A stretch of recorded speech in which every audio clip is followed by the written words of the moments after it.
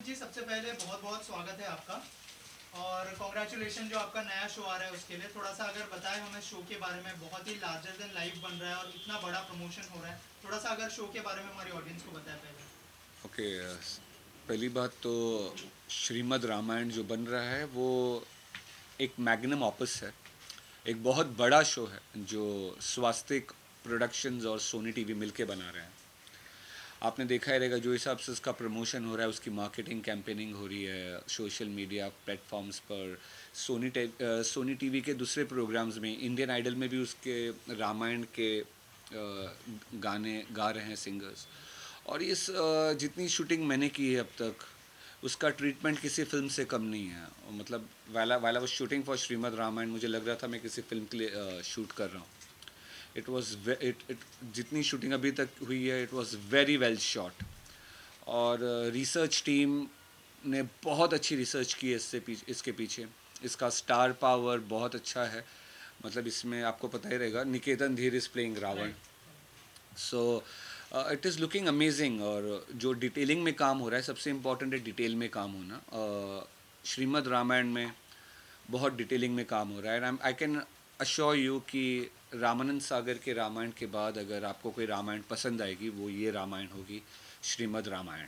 Right. और आपका जो किरदार है वो पहले किसी ने देखा नहीं है शो में। तो अगर किरदार के बारे में थोड़ा सा बताएं, क्योंकि शो जो है ओपन आपके ही किरदार से हो रहा है। थोड़ा सा अगर किरदार के बारे में हमारी ऑडियंस को बताएं और उसकी प्रिपरेशन को लेके बताएं और क्या क्या रिसर्च करनी पड़ी एज एन एक्टर आपको। श्रीमद् रामायण में जो मेरा किरदार है साम्रासुर, वो आज से पहले हो सकता है किसी रामायण में उसका हल्का सा उसके बारे में बैकड्रॉप पे जानकारी दी हो। लेकिन सामरासुर के बारे में जो कैरेक्टर मैं प्ले कर रहा हूँ, आज से पहले किसी भी प्लेटफॉर्म पे सिनेमा में उसे दर्शाया नहीं गया है, दिखाया नहीं गया है। और अपने कैरेक्टर के बारे में कुछ बताऊँ तो जब मुझे कॉल आया था कास्टिंग टीम से, क्रिएटिव टीम से, सो इससे पहले मैंने शो किया था राम सिया के लव कुश, जिसमें मैंने इंद्रजीत का किरदार निभाया था। रावण के बेटे था। मेरे पिताजी रावण बने थे शालीन भानोट और मेरी माँ बनी थी फलकनाज। सो जब ये श्रीमद् रामायण आ रहा था तो आई थॉट कि फिर से मैं इंद्रजीत ही करूँगा, लेकिन फिर कहा गया कि नहीं, वही कोई कोई दूसरा एक्टर है जो करेगा एंड ऑल। सो फिर आई वॉज लिटिल कि यार मुझे करना था इंद्रजीत। लेकिन फिर जब मुझे इसका नरेशन दिया गया कि you will be the first villain of the show and show आपसे ही ओपन होगा, और जब मैंने रिसर्च किया और मुझे कहा गया कि आज से पहले इस कैरेक्टर को दिखाया नहीं गया है, सो आई वॉज सो इम्प्रेस्ड। मतलब मैं इतना इम्प्रेस था इस कैरेक्टर से कि करते करते मुझे पता चला इसके रिसर्च में कि इस कैरेक्टर के वजह से जो जय श्री राम के हमारे पिताश्री हैं, भरत बोल रहा हूँ, दशरथ। जो दशरथ का नाम दशरथ कैसे पड़ा। साम्रासुर के वजह से पड़ा था। राइट। तो जब मुझे इतना कुछ पता चला इस कैरेक्टर के बारे में तो मैं ला ओके श्योर, इतना बड़ा शो है। पहले एपिसोड में नए साल की शुरुआत, 1 जनवरी की शुरुआत होगी इस शो के साथ, इस एपिसोड के साथ, जिसमें मैं रहूँगा as the first villain of the show. So I was I was quite happy and excited to take up this part. Right. Vineet, इसके अलावा जब माइथो शो बनाते हैं तो बहुत रिस्पॉन्सिबिलिटी बढ़ जाती है, क्योंकि बहुत सारी चीज़ें लोग देख चुके हैं। आपका किरदार जो सामरासुर का लोग इतना नहीं जानते, लेकिन रामायण लोगों ने देखी हुई है। तो वो रिस्पॉन्सिबिलिटी कितनी बढ़ जाती है कि चीज़ों को जो है अच्छे से दिखाया जाए। रिसेंटली एक फिल्म आई थी आदि पुरुष, जिसके किरदारों को लेके बहुत ज़्यादा ट्रोल हुई। पिक्चर, उसके किरदार, एक्टर्स, डायलॉग्स, बहुत सारी चीज़ें ट्रोल हुई। तो एज एन एक्टर आपकी क्या रिस्पॉन्सिबिलिटी है, उसके बारे में कुछ बताइए। और उस चीज़ का कितना ध्यान रखा गया है कि लोगों की भावना आहत ना हो। देखिए, जब कोई आप माइथोलॉजिकल सीरीज़ या हिस्टोरिकल सीरीज़ को टच करते हैं तो जो आपकी क्रिएटिव टीम है, क्रिएटिव टीम खास करके जो आपकी रिसर्च टीम है, उनको बहुत केयरफुल रहना पड़ता है। They have to be very particular, क्योंकि अगर उनकी एक गलती से पूरा आपका प्रोजेक्ट खराब हो सकता है। बिकॉज एक्टर का काम क्या होता है, एक्टर के हाथ में जो स्क्रिप्ट है, एक्टर को वो स्क्रिप्ट को रटना है और उस पर परफॉर्म करना है। एक्टर अपने मन का कुछ डाल नहीं सकता है उसके अंदर, क्योंकि वो गलत हो जाता है, क्योंकि एक्टर को अलाउड भी नहीं, बोला आपको you have to go by the script. So जो आपकी रिसर्च टीम होती है उनका काम होता है कि उनको डिटेलिंग में रिसर्च करना चाहिए, कुछ भी गलत इन्फॉर्मेशन पास ऑन नहीं होनी चाहिए, जो था वो ही बताना चाहिए। तो आप ऑटोमेटिकली किसी कंट्रोवर्सी या किसी इश्यूज में पड़ते नहीं हैं अगर आपके पास जो भी आपने रिसर्च किया है उसका रॉक सॉलिड प्रूफ हो तो। फिर वो ग्रंथों के थ्रू हो, ज़्यादा करके रामायण सब ग्रंथ से ही फॉलो करते हैं, महाभारत रामायण ऐसे ही फॉलो करते हैं। तो अगर आप if you stick to the point, if you आप ज़रा भी उसका छेड़छाड़ नहीं करते हो तो आप कंट्रोवर्सी में पड़ने का सवाल ही नहीं पैदा होता। यहाँ पे एक बात और है कि संपूर्ण रामायण भी आ रही है 9 तारीख को, और एक आप कह रहे उसमें रामायण भी आ रही है, जो 9 तारीख से एक और शो आ रहा है संपूर्ण रामायण करके, अगर आपने सुना हो। नहीं, मैं सिर्फ श्रीमद् रामायण के बारे में जानता हूँ, बिकॉज हर जगह अभी श्रीमद् रामायण ही दिखाई दे रहा है और सुनाई दे रहा है। राइट। विनीत, अगर आपके जर्नी के बारे में बात करें, आपने जो है टेलीविजन शोज भी किए हैं, रियलिटी शोज भी किए हैं, तो एज एन एक्टर कितना हेल्पफुल होता है? रियलिटी शो तो हालांकि खुद के पर्सनालिटी को दिखाना होता है, लेकिन जो टेलीविजन के शोज होते हैं उसको लेकर कितनी हेल्प हुई है आपके करियर में, और लॉकअप के बाद कितनी लाइफ चेंज हुई आपकी? देखिए, एक्टिंग माने से पहले मैं हमेशा I was a business man. मैं आज भी बिजनेस को, अगर एक हाथ में बिजनेस है तो एक हाथ में एक्टिंग रहती है।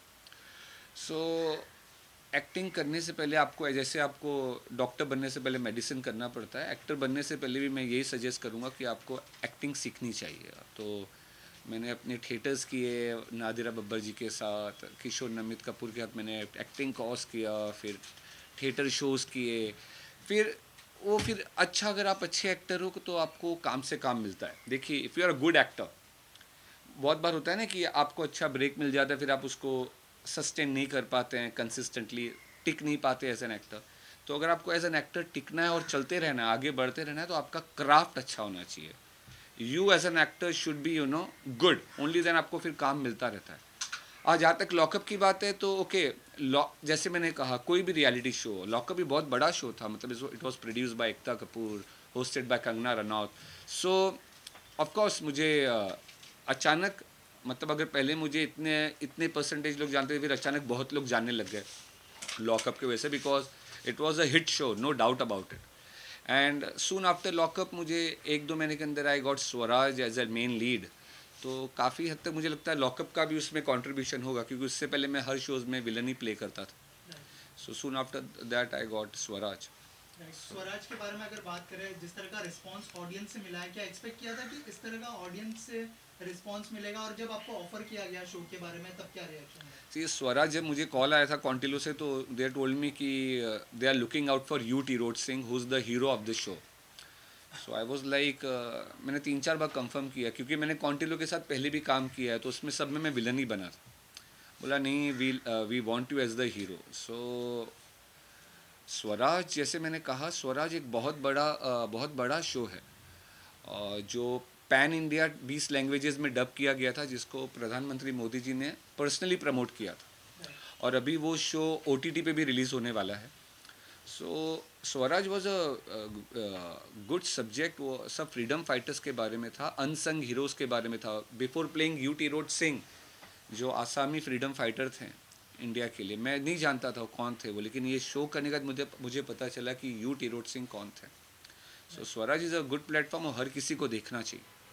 विनीत, अभी जो है बिग बॉस चल रहा है, बिग बॉस के बारे में मैं इसके लिए पूछ रहा हूँ क्योंकि विनीत जी, बिग बॉस चल रहा है, बिग बॉस के बारे में इसके लिए पूछना बनता है क्योंकि आपका जो एक को कंटेस्टेंट था वो अब बिग बॉस में गया है। मुनावर फारूकी की बात करें, दोस्त तो नहीं कहूँगा, लेकिन आपका को कंटेस्टेंट था, तो क्या कहना चाहेंगे? उनकी गेम कैसी लग रही है आपको? बहुत सारी चीज़ें उनके बारे में बाहर भी आई है, उनकी 2 डेटिंग के बारे में चीज़ें, और भी सारी चीज़ें आई है। क्या कहना चाहेंगे? कितना फॉलो कर पा रहे हैं और क्या कहना चाहेंगे उनके बारे में? ऑनेस्टली मैं ये सीज़न में फॉलो नहीं कर पाया और मैं कर नहीं रहा हूँ, तो हाँ, लेकिन जितना कुछ मैंने इंस्टा एक्सप्लोरर पे देखा है, इंस्टाग्राम पे देखा है, तो मेरे को थोड़ी हंसी भी आई है कि मैं लॉकअप कर रहा था, फारूकी था उसमें, अंजलि थी, तो दैट टाइम जो बॉन्डिंग लग रही थी दोनों की, जैसा बताया जा रहा था, तो सडनली एक दिन कंगना ने रिवील किया कि फारूकी तुम तो शादीशुदा हो, तुम्हारा बच्चा है एंड ऑल।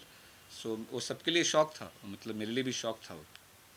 सो फिर उसके बाद, मतलब अब मुझे सुनने में आ रहा है कि अब फिर से फारूकी शुरू से ही बोल रहा था उसकी कोई गर्लफ्रेंड है शो में, और फिर अचानक कोई नई लड़की आती है एंड वो काफ़ी उल्टा सीधा बोला उस लड़की ने।